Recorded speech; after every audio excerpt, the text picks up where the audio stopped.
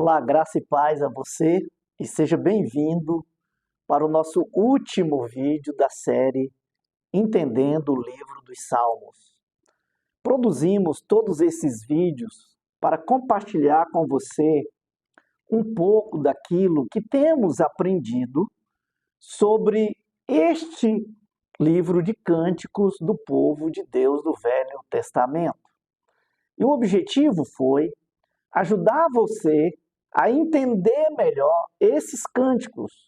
Por isso mostramos como funciona a poesia hebraica com as suas figuras de linguagem, em sua composição, quem compôs, como compôs, qual é a circunstância que gerou aquele cântico, aquele salmo, que tipo de salmo é o seu salmo de análise, porque existem vários tipos ou várias categorias dentro do livro dos Salmos. E sobre os tipos ou as categorias, nós mostramos sobre os salmos da história da redenção ou história da salvação, também os salmos ou os cânticos de Sião, os salmos de lamentos ou queixas, os salmos imprecatórios, os salmos didáticos, os salmos messiânicos e o último nós tratamos sobre os salmos de confiança. E no vídeo de hoje eu quero encerrar abordando os salmos que chamamos ou são chamados de salmos de louvor. Então neste vídeo eu quero te convidar a entender um pouquinho mais sobre os salmos de louvor. E quanto aos salmos de louvor, eu quero apresentar algumas informações ou dicas importantes e relevantes para que você compreenda melhor esses salmos que chamamos salmos de louvor. E a primeira informação, ou a primeira dica, é que os salmos que chamamos hoje de louvor são os salmos que centralizam o louvor a Deus, onde Deus é louvado pelo que Ele é, ou pelo seu caráter, ou pelos seus atributos e pelos seus feitos, que sempre são frutos ou manifestações da bondade de Deus.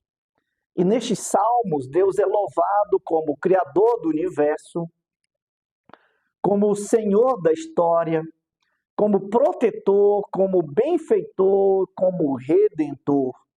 É por isso que nesses salmos Deus sempre é apresentado, revelado como o único que merece ou como o único digno de todo o louvor. A segunda informação ou a segunda dica é que todos os salmos são salmos de louvor.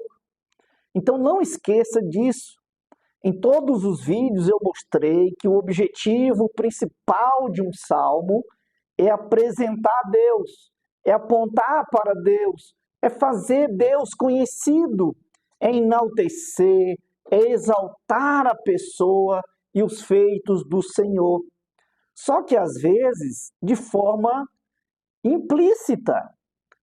E foi por causa desse detalhe que eu disse que se você não prestar atenção, você vai focar às vezes no salmista ou no problema do salmista e não no Deus do salmista, que é o objetivo ou foco principal.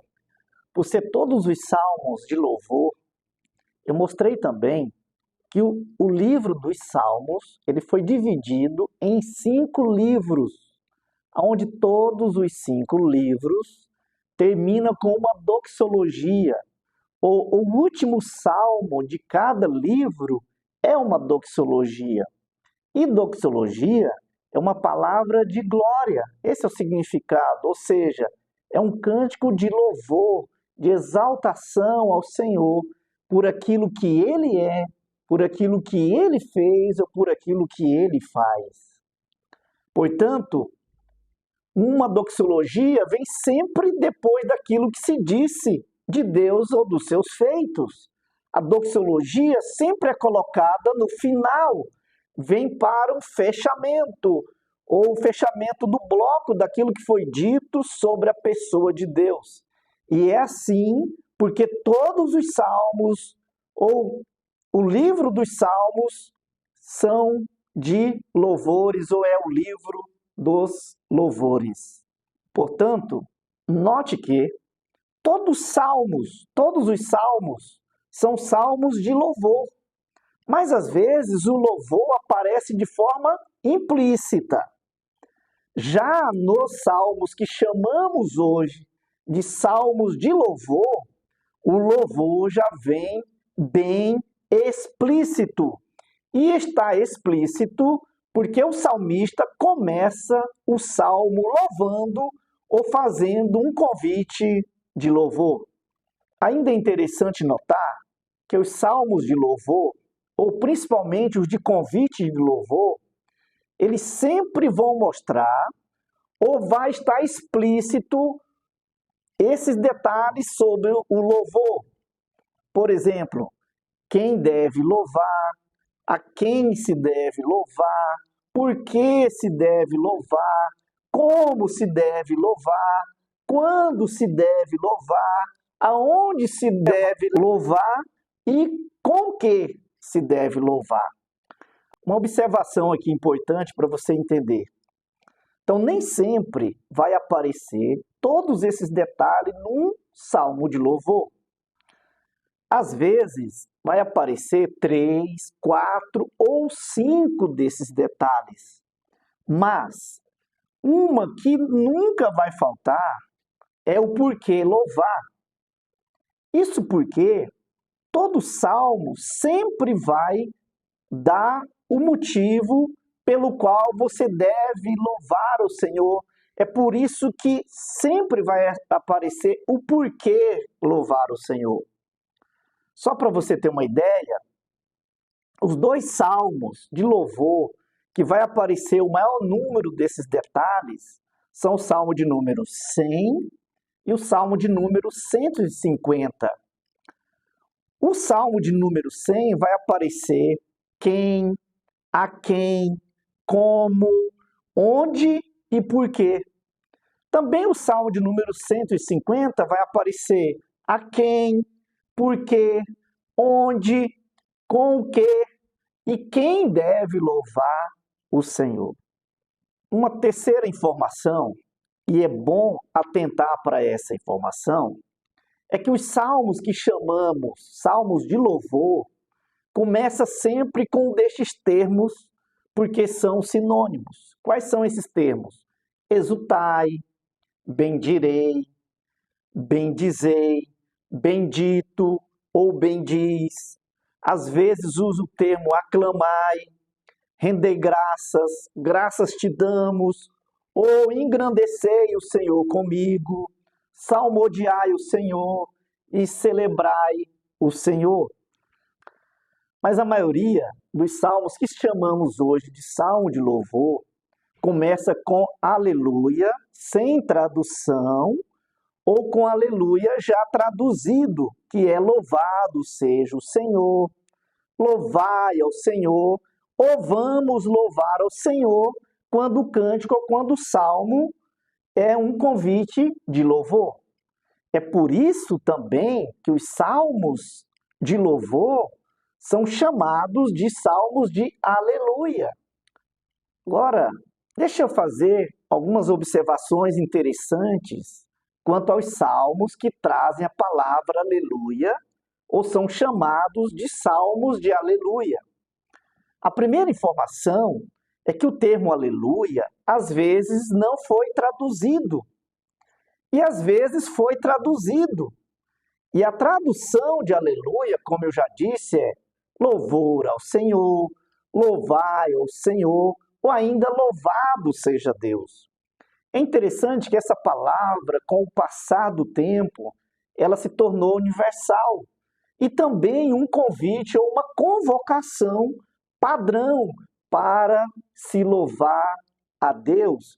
É por isso que não se usa aleluia no plural, coisa que muitas vezes as pessoas não atentam para esse detalhe.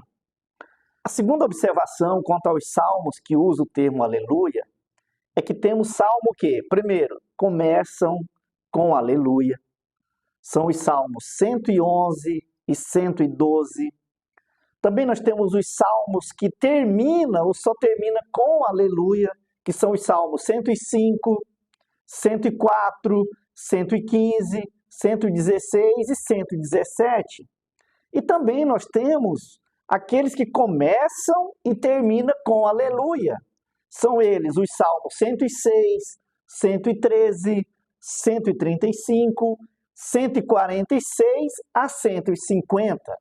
E a terceira observação, e para fechar, eu quero mostrar que os salmos 146 a 150 começam e terminam com aleluia. E cada salmo contribui para a doxologia final ou fechamento do livro dos salmos, que é o salmo de número 150.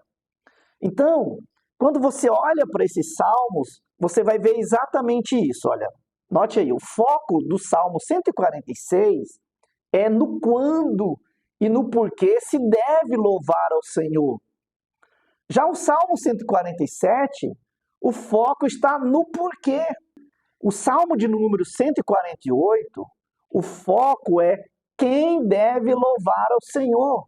Por isso é que você vai perceber que todo o foco do salmo está em quem vai louvar ao Senhor. Já o salmo 149, o foco está aonde e com o que se deve louvar ao Senhor. E o salmo 150, então ele contempla aquilo que a gente vê nos 4 salmos. É por isso que você vai perceber no salmo de número 150, o salmista dizendo aonde se deve louvar, por que se deve louvar, com que se deve louvar e quem deve louvar ao Senhor.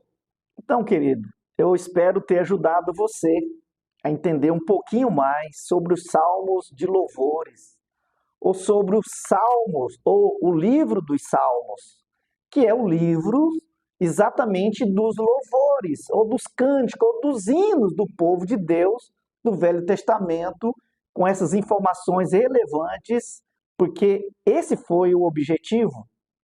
E se esse vídeo, ou esses vídeos foram úteis para você, e contribuiu para o seu crescimento, louvado seja Deus, por nos permitir aprender mais e mais e espalhar a sua palavra.